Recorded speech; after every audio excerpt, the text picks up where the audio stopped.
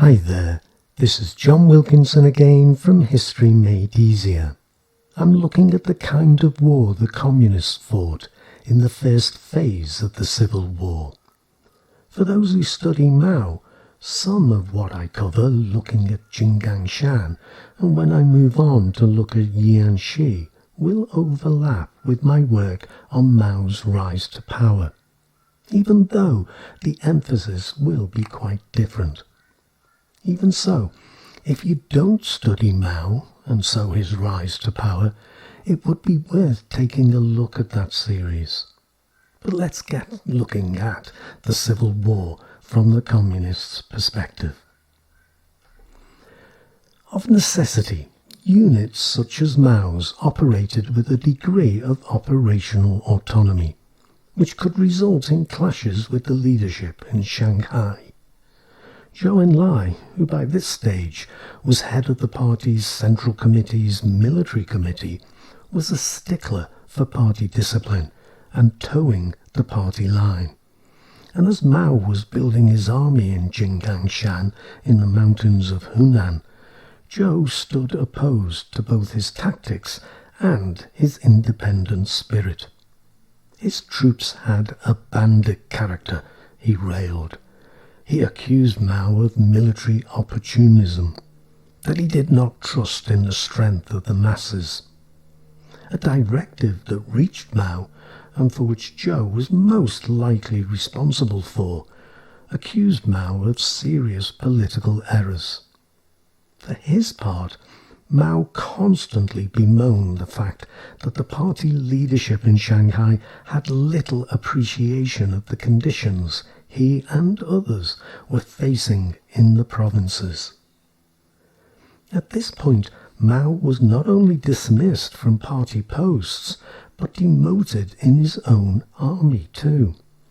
However, he was quickly reinstated, and when his army joined forces with that of Zhu Da, Zhu would lead the military, whilst Mao became political commissar.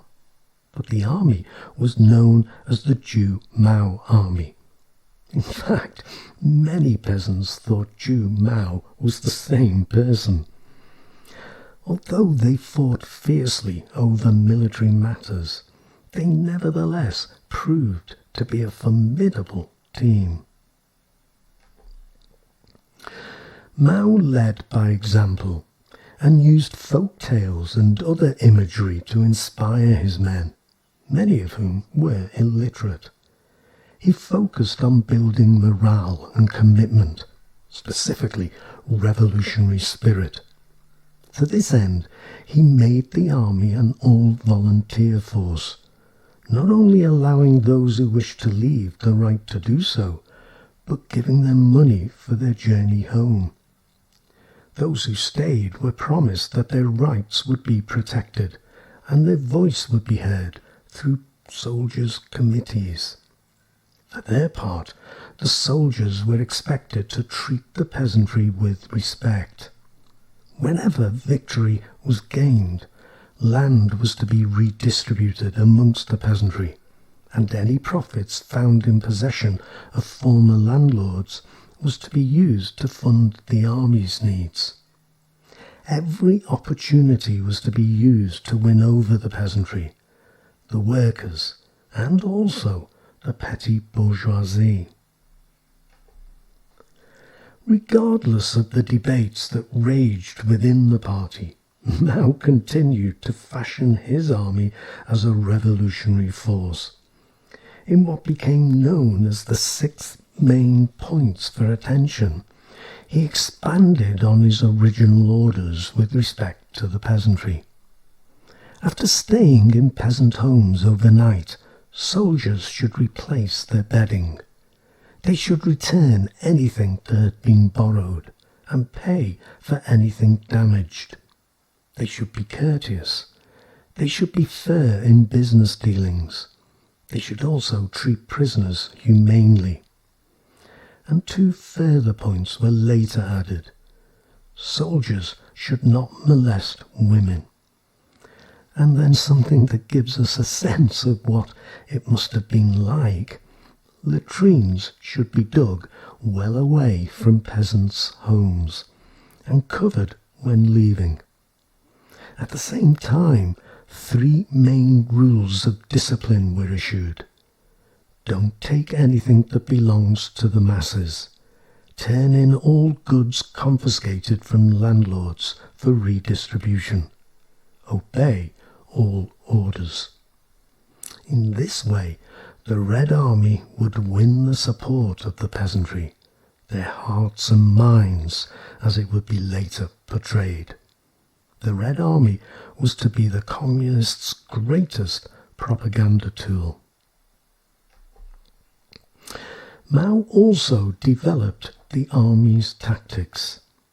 In the Hunan Mountains, he had heard talk amongst the peasants of a legendary bandit leader with the wonderful name Old Deaf Jew, who claimed that the key to fighting the enemy was circling around, avoiding their main forces, leading them in circles, and when they were confused and disorientated, striking at their weakest point.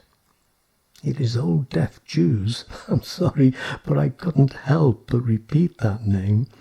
It was his fighting strategy that Mao adapted and became the core of the Red Army's future strategy. When the enemy advances, we withdraw. When the enemy rests, we harass. When the enemy tires, we attack. When the enemy withdraws, we pursue. To this, he would later add 2 further instructions. Hold the army together in one major force, rather than splintering into divisions that can be picked off one at a time. And in expanding an area under communist control, do so in a series of waves, so avoiding any rash advance. It was proving difficult to impose such standards on all the forces in the mountain base, however. Not all the commanders felt as Mao did, and some troops faced more traditional codes, including harsh punishments for misdemeanors. Corporal punishment was rampant in some parts of the army. Deserters were shot. Prisoners were maltreated. Mao faced other problems too. He found that the peasantry, the mainstay of party membership, swung violently from reckless courage to panic-stricken flight. Also, with victory achieved and land redistributed, most peasants understandably wanted to farm their fields. So, you can see that Mao quickly developed a guerrilla style of warfare that he would stick with for so long as the communists lacked the numbers and the military hardware to take on the Kuomintang forces in conventional warfare. But in the winter of 1928, the communists were forced out of Jinggangshan. No easy task when surrounded by the enemy. But nevertheless, they succeeded in reaching the Jiangxi-Guangdong border, where they set about establishing a new base, the Jiangxi Soviet. But that's another presentation. Do please sign up to my channel if you haven't already, and do please tell your friends about it too. It gives me the motivation I need to make the presentations. But for now, let me thank you for listening and wish you the very best of luck with your studies. Cheers.